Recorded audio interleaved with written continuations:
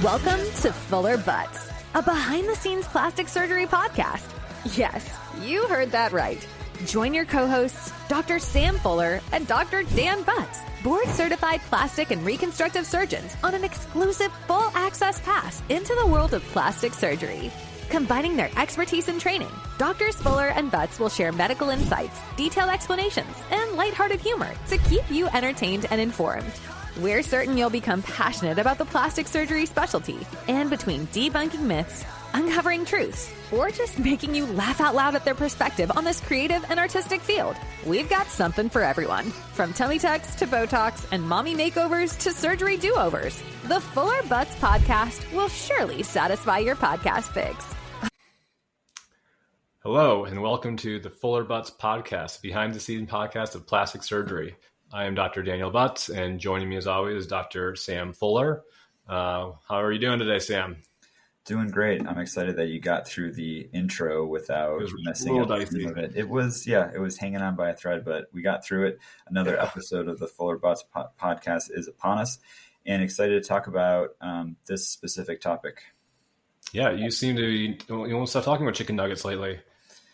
I feel like there is, it's like COVID over here with chicken nuggets. They're everywhere. It's a pandemic. Patients are coming in by the droves requesting to have their chicken nuggets removed. And so I promised the last one. You need to tell us what chicken nugget is. We will discuss the chicken nugget in a full episode on the Fuller Butz podcast. And I think it's a great topic because it's timely and it's actually way more common that, you know, as it's been brought up, I feel like I'm seeing it, hearing about it, being able to correct it much more now than ever.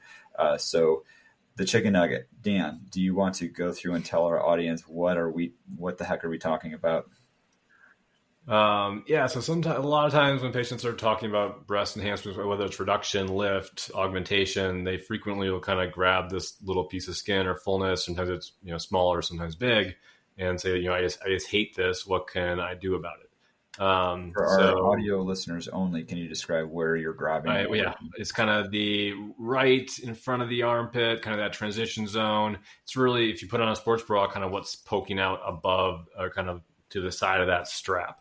And it can be a challenging issue, right? Because there's different things that could be going on there. It could be, some fatty tissue. It could be actual breast tissue, glandular tissue that can be quite dense. And there can be a component of loose skin. So how do you kind of evaluate that when a patient talks to you about their chicken nugget? Yeah, it's important to take the full patient history. So taking into account their age, their breast size, their goals. And then, physical exam is crucial, whether it's a chicken nugget or, a chicken leg or chicken thigh or whatever. But you really need to assess the soft tissue. So that includes the skin as well as the volume that's below that. And so if the patient is younger, has good skin elasticity, they have some very, fatty feeling tissue, they may be amenable to one treatment versus another. But if things look like it's an accessory breast tissue, it's very firm, nodular, is consistent with breast tissue, then I think that sort of leads us to different ways of thinking. I also try to understand, does the breast volume in that area that's hanging out just by their armpit, does it change based on the time of the month? Has it changed with their weight loss journey, their weight changes? How is that impacting them? Because that's going to impact what we can offer to them, as well as, what surgery we're doing. Are we just doing a breast augmentation in which the incision's nowhere near that? Is it a breast reduction where it could potentially be treated from, the incision that is already made for that? And so those are some of the key points that I think about, consider, discuss openly with my patients. What did I miss? What happens in your clinic? Yeah, no, same. I think for the vast majority of patients, we're mostly talking about liposuction of the area. Obviously, there are other treatment options for, larger deformities with more skin laxity. But if it feels soft, if the skin elasticity seems reasonable, liposuction is often a good place to start to try to, remove some of that volume. But like we've talked about with previous liposuction, topics, liposuction does have limitations, primarily, potential for more skin laxity present. So I always kind of try to, set realistic expectations. Like we can defat it, but a bra might still push loose skin up or down. a little bit, but normally it's a lot better than before. What about you? How do you talk to patients about that? Yeah, the same. Really try to hone in on what bothers them and how much it bothers them. Does it bother them enough where they'd rather have a scar or an incision to directly excise? Because that certainly, to me, is a more definitive treatment of tightening the skin and directly excising the tissue, especially in those circumstances where the tissue that is at hand is very fibrous, glandular in nature, and is not amenable to liposuction, which really works better with just gross fat as opposed to the more rubbery tissue that's there. And so just talking through them what those pros and cons are, and anticipating that there may always be a little pinch of skin there, even if it's tightened, and kind of going through the risk reward pros and cons of either liposuction alone versus the direct excision, which typically we can hide, in the armpit and in a relaxed skin tension line, but may be better for, certain patients than others. Why don't you describe what breast tissue looks like compared to fatty tissue actually when you're looking at it? Because I think a lot of people think probably the breast is, often very, soft and, fatty like. What does that mean? Kind of, what is it when you're looking at, let's say, a breast reduction, you can really differentiate those different layers? Yeah, fat is fascinating because there's so many different types of fat just based on the layer, the location. The subcutaneous or fat that's sort of below the skin is a bright yellow, sort of globular, very soft, something that's, does not have a robust blood supply or strength to it. Typically is amenable to directly excising fairly easily. Liposuction tends to really allow that to be aspirated and removed. As you get further deeper into, especially for, some patients who have very dense breasts, you start entering into the breast tissue itself, which is, fatty, but also has multiple, soft tissue components and connective tissue that changes it from just being a nice yellow homogeneous color to white and yellow and rubbery and firm. And your dissection devices, your electrocautery, your Bovie is just not always going through those as easily. There may be more blood vessels, more dense. And what's really interesting, as we learned, as we both went to the same training program, is that sometimes the fat changes as it enters near a blood vessel where it can change a different consistency. And then sometimes as we're dissecting, getting closer into where the armpit is or lateral breast, you think you're done. And then you sort of hit this like second wave of tissue, which is like an accessory breast tissue or something that's almost like a second breast. And a lot of patients have coined it that, or said, yeah, I've always had a second breast up there and it runs in my family. I got 4 boobs and, that sort of thing. And so while that's playful, it is, great to listen to the patients as you're sort of understanding what plagues them and what bothers them. And it is sometimes like a second breast reduction where you think you're done and you have all this other extra stuff that's there. Fat is not fat. There's different types to that. Sometimes even with gynecomastia, I know we talked about a case about this, more recently. You may expect or anticipate it to be different, just based on your exam. And, it's good to have lifeboats and backup plans and plan, B's and C's. But that's, my perspective on trying to explain fat to you. Yeah. No, I mean, I think that's, it always is kind of mind boggling. Like, you go in and so if it's just with the liposuction, sometimes you go in and it's like the fat just pours out and like it's super easy to contour. And sometimes it's like you're going through concrete and it's a lot more work to get that fat out. Same thing with the breast. Yeah, so sometimes if it feels nice and soft, it's like, yeah, we can just liposuction it out. But if it feels a little more dense, like maybe you can get it out, but maybe, it might be a little bit less dramatic with just liposuction.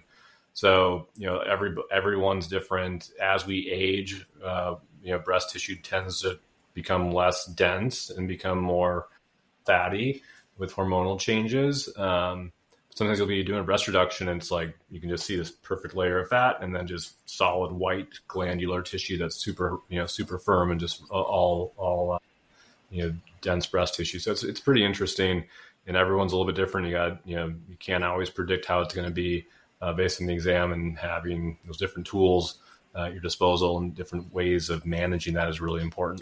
And that different type of fat really impacts surgical flow. Like if some of it is just it's almost like paint by number, like the breast reduction, it may save me 30, 45 minutes because it's just easy planes and it just comes right out. It's almost like the body saying, hey, this is where you should cut and remove. And then other times where things are, so glandular, so firm, you're really sort of like fighting the tissue almost to make sure that you're getting the correct planes and battling that blood supply issue as always, as we do as plastic surgeons. It's interesting.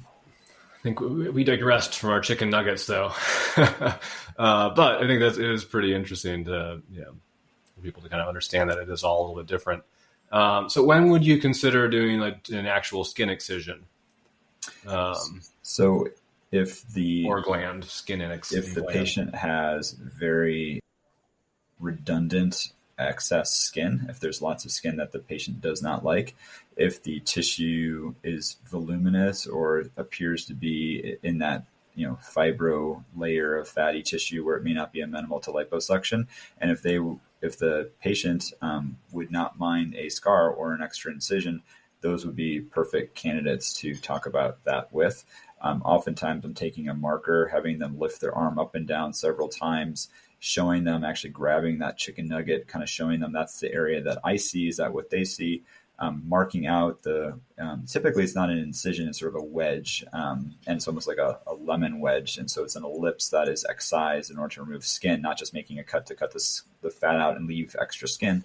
And we cut that out and close it. And then I'll actually have them look in the mirror, open it up so they can see where that proposed incision would be to make sure that they're comfortable with that. But if they're raising their arm, they're doing the YMCA, they're high-fiving, that scar may be visible, as other armpit, sentinel lymph node biopsies and other scars may or may not be present that's there. They tend to fade nicely. But other times patients really don't like it. I'm showing them an incision that goes across the armpit all the way up into something that's very visible. And then, oftentimes they say that that's not worth it. And, just try to get as much out as you can with lipo or so forth. I don't know. What are your thoughts? Yeah, I think that's a great approach. I mean, you just got to be, patients need to be fully aware that to get the things as tight as possible, a scar is going to be required, and where that scar is going to be. And a lot of clothing will cover it up, but a lot of swimsuits and tank tops and things probably won't. I've probably only done a handful of skin excisions there, and lipo, quite often there. What about yourself? What would you say your percentage or breakdown is for excision versus lipo? It's 50-50, I would say. Is that right? Yeah, I feel like a lot of patients with very loose skin complain about it, and depending on how I can hide the incision or scar, they think it's worth it. I certainly tell them there's a bigger bang for the buck. I can not guarantee, but I can definitely provide a much more dramatic, oftentimes with the skin redundancies by cutting that out.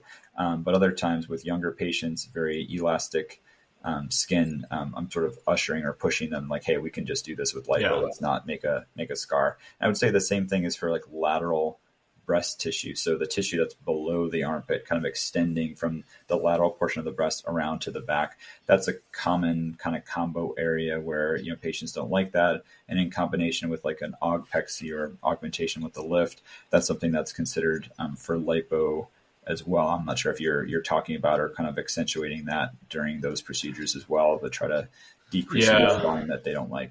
During a reduction, I almost always lipo the lateral chest unless there's like nothing there. With augs or lifts, it's kind of more of an optional kind of add-on, but certainly if there's fullness there, they don't like that. It can make the breasts look a bit better because all of a sudden it doesn't have that lateral fullness. It's kind of, making everything look wider. So kind of give more definition and contour to the side. And typically, that add-on comes with an additional charge. It's more procedural time. It's oftentimes if I'm doing an augmentation with the lift, there's no liposuction equipment that I would otherwise use. And so that comes with an additional cost. And so patients are aware of that and they can kind of choose. I would say, the breakdown is, can it be done with lipo? Can it be done with direct excision? And then what the cost is. And then, really the patient can determine how worth it is it based on, do they want an additional scar? Do they want to live with it? Is it worth the cost? And, just want to guide them and provide them with as much information as possible. Do you do anything different for recovery for that? If someone's doing a augmentation, do liposuction there, versus a skin excision? It's kind of a tough area to get compression on.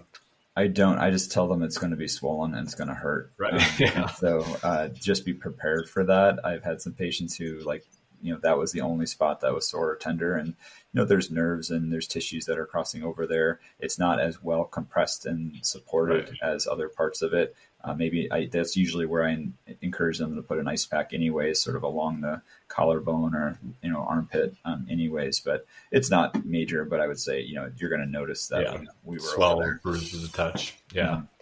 Mm-hmm. Doesn't really change, doesn't increase the length of recovery or anything like that, which is always nice for those add-on things, not to make it a worse experience.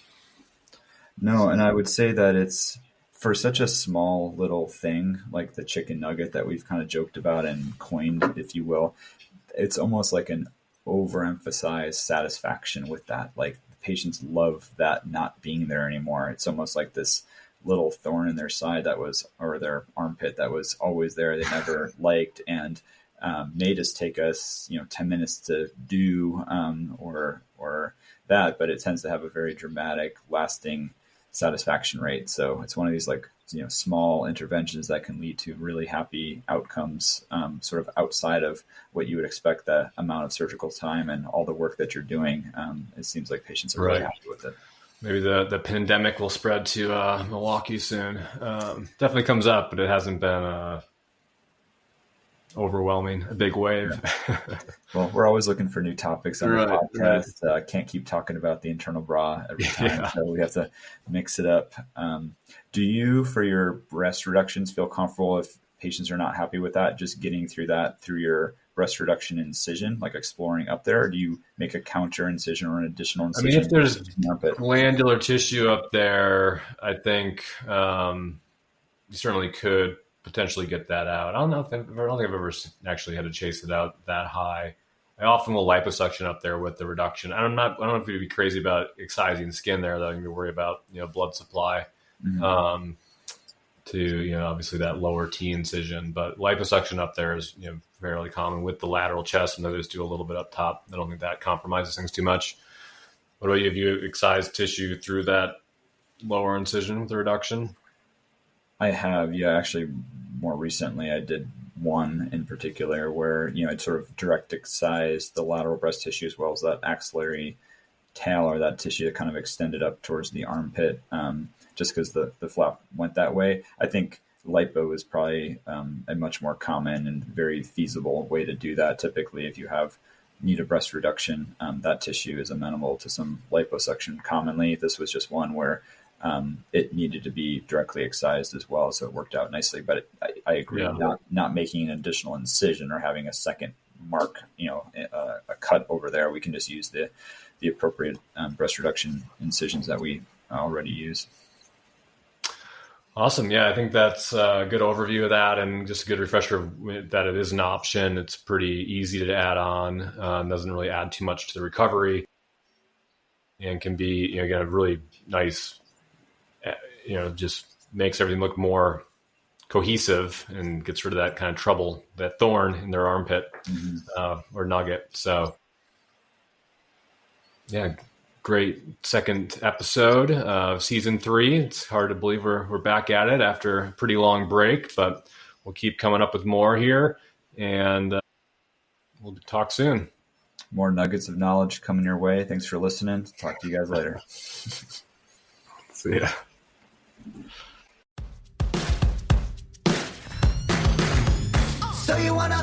Thanks so much for tuning into this week's episode of Fuller Butz, a behind-the-scenes plastic surgery podcast. Doctors Fuller and Butz are so appreciative of your time and attention.